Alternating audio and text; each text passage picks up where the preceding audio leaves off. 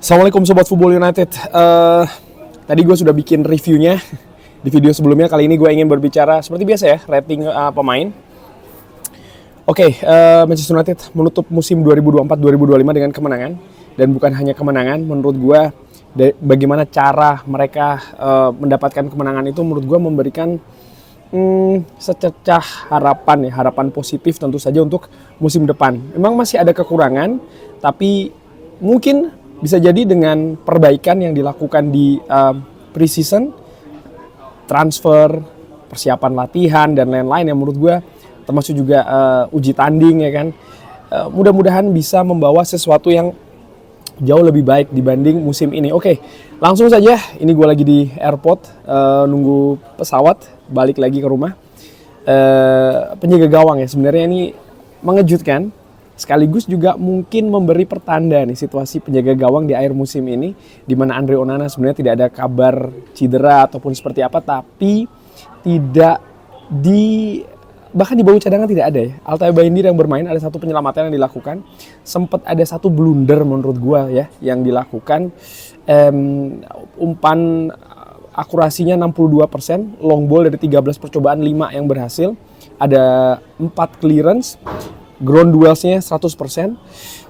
Tapi menurut gue aksi dari Altay Bayindir, terutama setelah Manchester United unggul di babak kedua ya, walaupun ada sekali lagi situasi yang sebenarnya agak mengkhawatirkan, tapi secara keseluruhan menurut gue dia tampil oke, dia tampil percaya diri, dan dia bisa membuat gawangnya ini clean sheet, tidak kebobolan, dan menurut gue dia tampil oke. Secara keseluruhan gue beri dia nilai 7 di pertandingan tadi. Victor Lindelof tampil 90 menit, ini partai perpisahan ya untuk pemain berpengalaman dari Swedia, kapten dari tim nasional Swedia. Ada satu clearance, satu interception, passingnya 95%, long ball dari 3 percobaan 1 berhasil, duel dari 3 percobaan 2 berhasil. Menurut gue dia tampil oke di lini belakang, solid ya. Manchester United juga mendominasi di babak pertama menurut gue dengan tidak begitu banyak memberi Aston Villa peluang-peluang. Apalagi di babak kedua setelah mereka bermain dengan 10 pemain. Secara keseluruhan gue beri dia nilai 7. Harry Maguire tampil di center back tengah, 3 clearance, 90% passing akurasinya. Ground duels dari 9 percobaan 7 berhasil. Lalu long ball juga dari 4 percobaan 3 berhasil.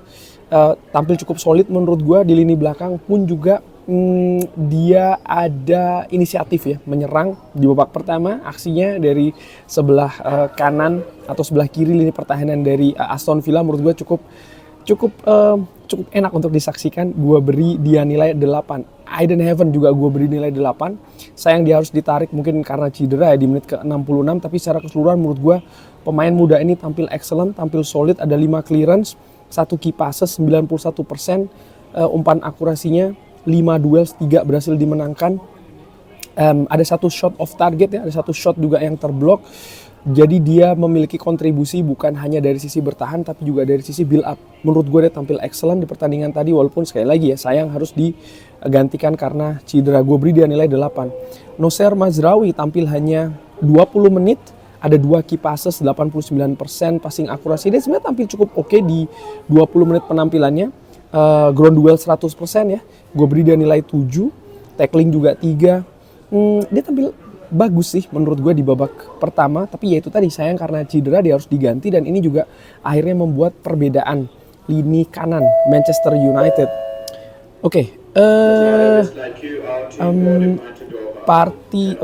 Patrick Dorgu, gue sambil mendengarin pengumuman jadi agak sedikit hilang konsentrasi. Patrick Dorgu tampil selama 90 menit, ada 2 umpan kunci, 91% passing akurasinya, long ball akurasinya 100%, crossing tapi dari 5 percobaan tidak ada yang berhasil. Ground duels dari 8 percobaan 4 berhasil dimenangkan. Dia tampil cukup oke di pertandingan tadi, tampil cukup oke ya, mengawal sisi kiri. Tampil cukup solid dalam bertahan, tapi dalam menyerang nih menurut gue ya ada beberapa keputusan menurut gue yang harusnya kalau dia bisa lebih matang, bisa lebih tepat dalam mengambil situasi, bisa lebih berbahaya. Termasuk juga ada sebuah shooting yang dilakukan dengan kaki kanan tapi melebar jauh di babak kedua. Menurut gue masih bisa diasah ya, mudah-mudahan dia bisa tampil lebih bagus untuk musim depan. Tapi di pertandingan tadi menurut gue sekali lagi dia tampil cukup oke. terutama dari sisi bertahan, gue beri dia nilai 7. Casemiro gue beri dia nilai 8, 90 menit bermain, 2 umpan kunci, 10 long ball, 8 berhasil didaratkan. Ada 2 shot on target, 2 shot off target, ada 14 duels, 8 berhasil dimenangkan. Tampil cukup excellent menurut gue di lini tengah ya.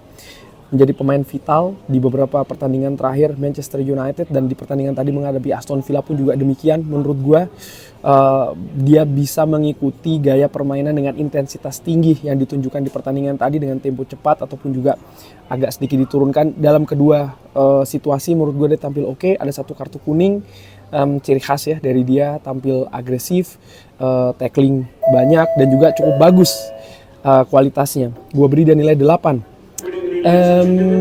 Oke. Sebentar. Ada pengumuman lagi, mudah-mudahan tidak mengganggu suaranya ya.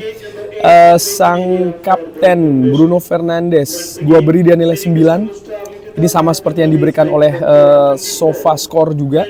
Ada 1 assist yang diberikan, ada 3 umpan kunci, ada long ball akurasinya 100%, 92% secara keseluruhan passing akurasinya, long ballnya 100%. Oh wow. Ada 1 big chance created, 1 on target, 4 off target. Duels juga cukup rajin, 15 total, 7 berhasil dimenangkan. Tampil luar biasa menurut gue di lini tengah, dalam menyerang maupun juga dalam bertahan. Ini berbeda dengan Bruno yang ditunjukkan ketika final ya. Pun juga Casemiro sih sebenarnya. Tampil tadi menurut gue mereka sangat-sangat atraktif di lini tengah.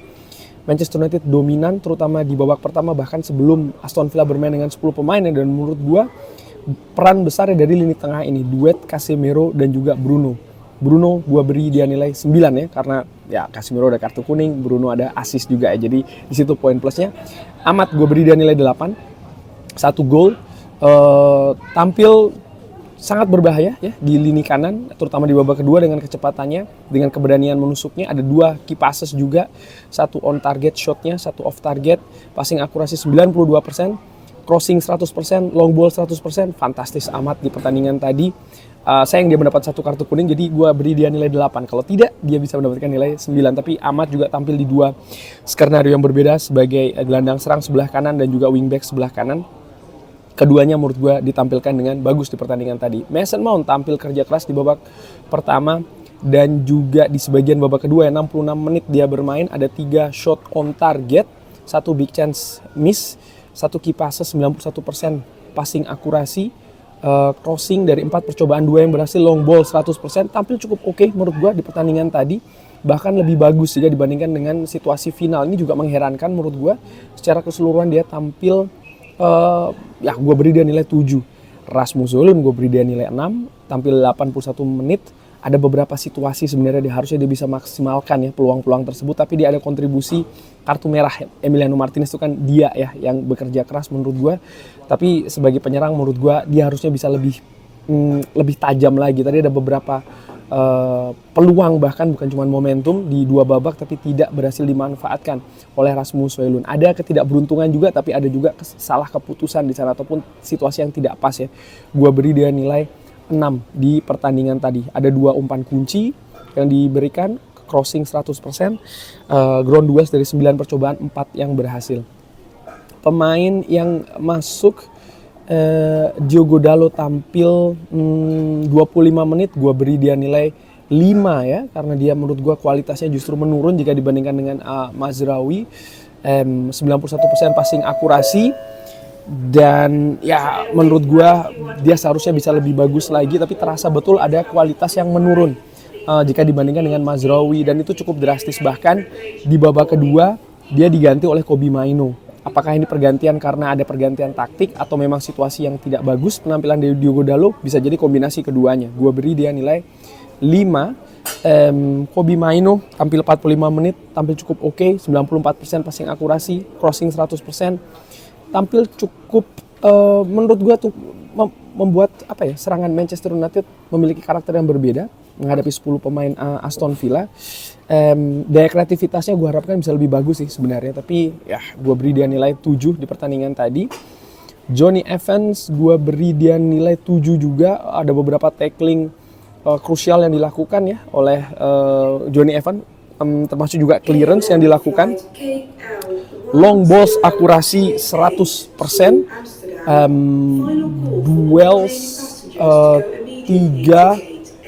tiga percobaan, 2 berhasil dimenangkan. Menurut gue dia tampil cukup solid di pertandingan tadi, hampir mengambil penalti ya.